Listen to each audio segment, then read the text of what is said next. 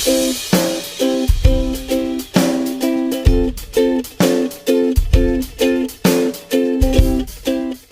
off with our peanut butter cups, all you're going to need is some peanut butter, some chocolate that you can melt, powdered sugar, as well as some small baking cups to put them in. So to start off, just go ahead and place your baking cups inside either a bowl or some sort of pan or baking pan where they will hold upright, as I'm doing here. And now you're going to break open your chocolate bar or your chocolate chips or any kind of melting chocolate that you're going to be using. Break it up and place it in the microwave for about 30 seconds or until it melts. And you have to be really careful because it is very easy to burn this. So make sure you watch it, and once the 30 seconds are up, you're going to want to stir it and just double check if you need to place more time on it. But it should be melted, and the heat from the plate will usually melt any other pieces that are still like solid. So after your chocolate is melted, you're going to place about 1 teaspoonful of chocolate in each little baking cup, and that's going to be the kind of bottom part of our peanut butter cup.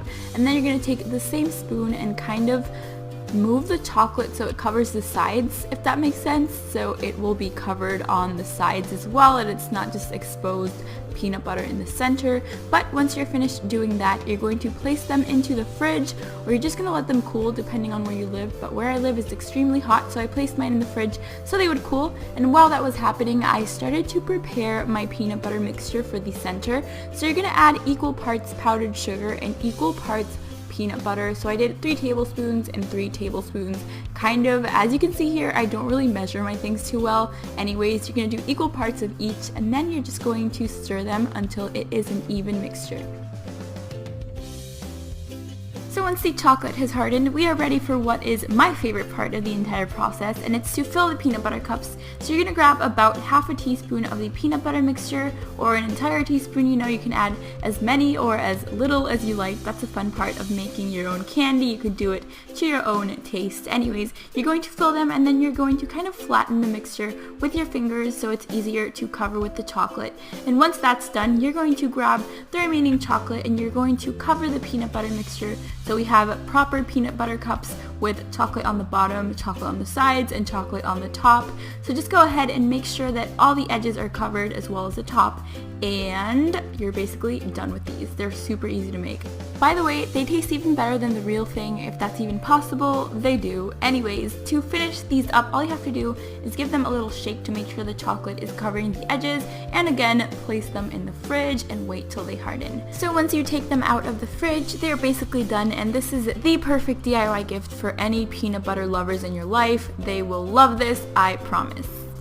Up next, we're going to be making DIY Kit Kat bars, and these are so easy to make. You're only going to need 2 ingredients, which are vanilla wafer bars and again, chocolate that you can melt. So the first thing you're going to do is you're going to break up your chocolate bar like we have done before, and you're going to place it in the microwave and melt it. Basically the same procedure as the first recipe. So you're just going to mix it up, and then you're going to grab a lined baking sheet or just a plate, anything you can place your wafers on that it won't stick to. So basically the only thing you have to do after this point is dip your wafers in the melted chocolate and kind of make sure they're covered on all sides. And once they are covered, you're going to use a fork to kind of pull them out and make sure the excess chocolate drips off, otherwise the chocolate's going to go everywhere. And once you've done that, just place them on the cookie sheet, and that is basically all you have to do. You can just repeat this for as many Kit Kat bars as you want to make. Like I said, this is the easiest recipe out of the bunch, and if you're starting out in the kitchen, this is something that you can definitely try out, and whoever you give it to will love them. Anyways, you guys know the drill. Just grab your sheet, place it in the fridge, and wait for the chocolate to harden, and then once you've unstuck them from the cookie sheet, you are completely done. So up next, we're going to be making DIY Twix bars, and I don't know about you guys, but I have an unhealthy obsession with Twix bars. So all you're going to need is some caramel, some chocolate you can melt, and some shortbread cookies. Any shape will do. So what you're going to do is you're going to place your shortbread cookies into a kind of big rectangle shape so you can cover it with caramel and it'll be easier later. And now you're basically going to unwrap all your caramels. I had about 20, and you're going to place those along with 1 teaspoon of milk into your microwave for about 30 seconds until it has melted. So I actually checked after the first 20 seconds and I kind of mixed it, and then I put them in the microwave for another 20 seconds, so it took approximately 40 seconds in total to melt. But again, just be careful that you don't burn this, because if you do, it's not gonna be good.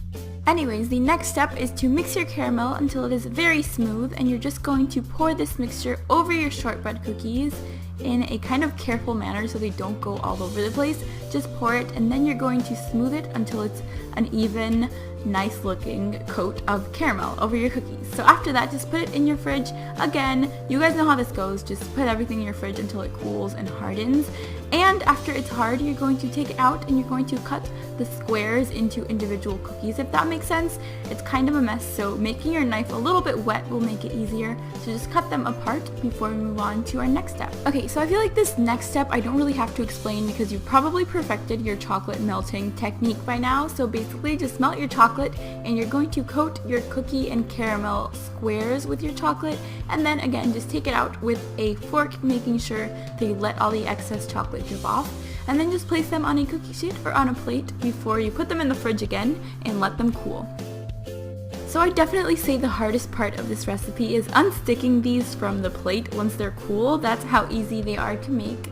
Anyways, that is the finished product for our Twix bars, and now I'm going to show you how I would give these away if I were going to give them away for Valentine's Day. So I found these cute little containers at Walgreens, and I also bought some tissue paper to decorate with. So to make your very own customized little chocolate tin to give to your Valentine, I just lined mine with the tissue paper, and then I'm just going to stack some DIY Kit Kat bars as well as some Reese's peanut butter cups in there, and I just covered it with the remaining tissue paper, and that's basically it. I feel like this is such a cute present because you can just add your Valentine's favorite type of candy, and you know, they're just going to love it because you made it yourself.